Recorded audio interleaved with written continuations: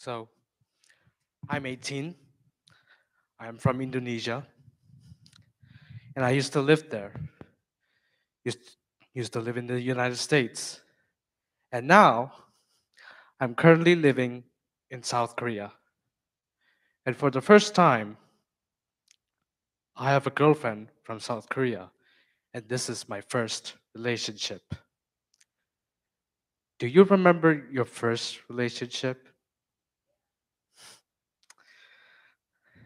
Now, imagine that and pairing the fact that he or she is from a completely different country and culture. It is a interesting time for me. One day, my girlfriend and I went to a convenience store to pick up some snacks, and we happened to talk about women reproductive rights. And to my surprise, she somewhat disagreed on abortions. As a male who supports abortion, I was shocked and kind of disappointed that we had a disagreement. After that, I started questioning myself. So,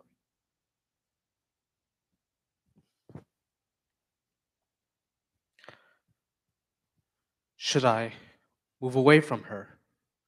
Should I argue with her to death? Or should I pretend that this conversation didn't happen? My answer to that is no. Why?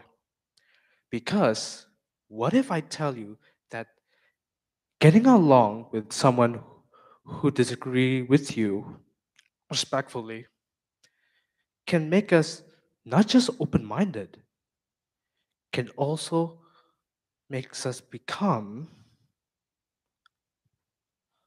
part of a solution rather than a problem of a conflict. But first, we need to know the definition of open minded first.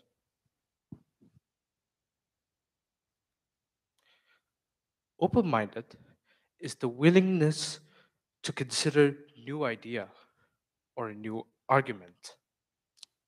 So if you somewhat meet someone and they say, hey, I'm an open minded person, it means that they want to hear your opinion about a certain topic. But oftentimes it gets unclear, and people often claim themselves as open minded, but in reality, they're not. Let me explain. Imagine this: you're talking with someone who consider themselves as open minded, but once you spread your opinion that they disagree on, they start to think that you're wrong. But why? This is because they have this bias called implicit bias.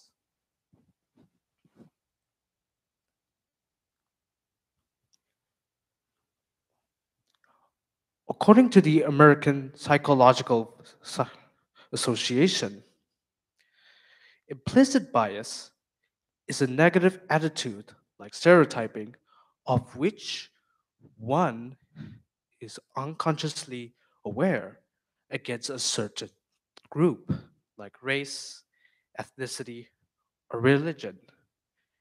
And the reason why we develop this kind of bias is because of our society that influence us to think in a specific way. So, in order to overcome from it, we need to be open minded and have an open minded approach. But, Rehan, what does an open minded approach look like? During a disagreement about something with someone, rather than defending your opinion, because that's a closed minded approach, you understand. You understand their reason. You assume that both of you can be right. and you have a goal to understand them rather than trying to change their opinion. Not only that, an open minded person with an open minded approach would also pinpoint of many different viewpoints on a certain issue, whereas a closed minded one would think just one or two viewpoints, or I like to call it a black and white viewpoint. The second one is related to the first one, which is to understand why they disagree rather than forcing them to agree with your opinion.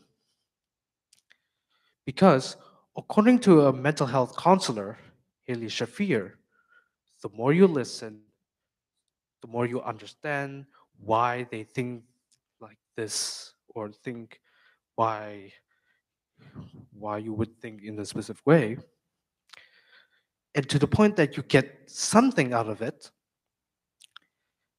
it will increase the chance of getting along with that person despite their view, and it will make you become more open-minded. The third solution is a very interesting one. The third solution is to challenge your beliefs. What does that mean? It means to sit down and rethink whether that your current opinion matches with who you are or it's just there to impress someone. According to an article made by Darnya Sinsunoid, she suggested four of these following questions to dissect your opinion and beliefs, which are first, when did you get or when did you get or come across this idea? Second, how does this idea or belief influence the judgment of yourself, the other people, or your experience? Thirdly, how does opposing an idea impact you? Fourth, how would you choose to think about this idea if your thoughts already align with who you really are? Now, an interesting part when challenging your beliefs is that it can change your view about a certain topic. For example, you used to think that Vladimir Putin is the worst Russian president ever. But the more you do your research, and especially challenge your beliefs, you will start to realize that he's not as bad as what the media said. Fourthly, is to focus on the people, not the politics. Based on a study conducted by the University of Texas, they say that this approach involves seeing humanity in people you disagree with, and it starts by building a relationship before even talking about politics. Another aspects of this strategy is that to not to take comment personally and not to define someone solely based on their opinion or their political beliefs. For example, just because he or she is just said that they're a Trump supporter, that doesn't define their true personality. Yes, they may be Trump supporters, but that's that's just a 10% of themselves. What about the others? What about the 90% of them? So By separating people from politics, you can focus on shared humanities.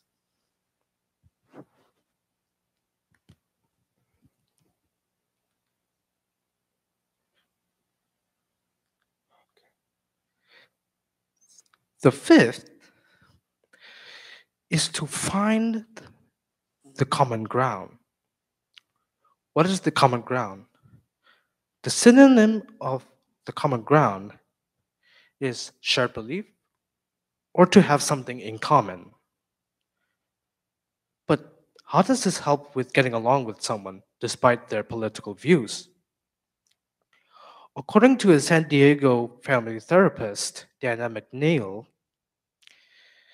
she argues that the ideal way to talk about political difference as a couple or as a friend, you have- both of you or both of them have to sit down and talk about their dreams and goals that they have in common with.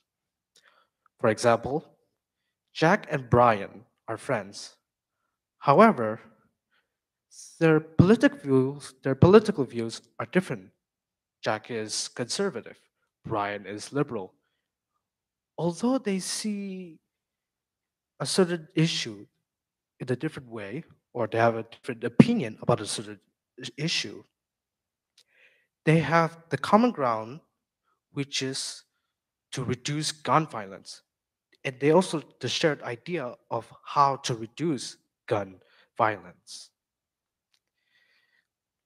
In addition to that, Daniel McNeil also believes that by doing this, by sharing your shared values, it creates an atmosphere of finding similarities and shared values because the goal is to navigate, or the goal is to find ways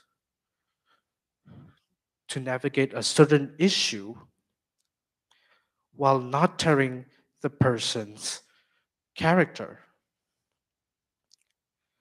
The sixth is to respect, is to respect. As smart, as hard as it seems, everybody deserves to be treated with respects, no matter the view. Pulling them down solely based on their opposing view won't do anything good. Finally, we get to the conclusion. You might be scratching your head on how can getting along with someone who has a different or opposing view politically makes us part of a solution of a conflict rather than a problem. You see,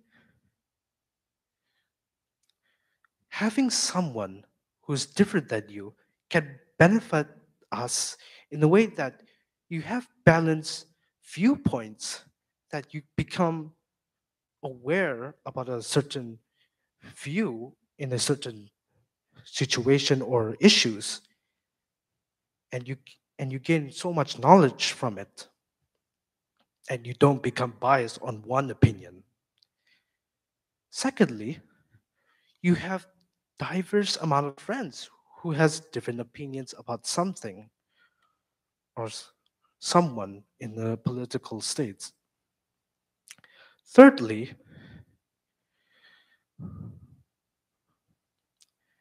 it also teaches us to not judge a book by its cover just because they have a different political view.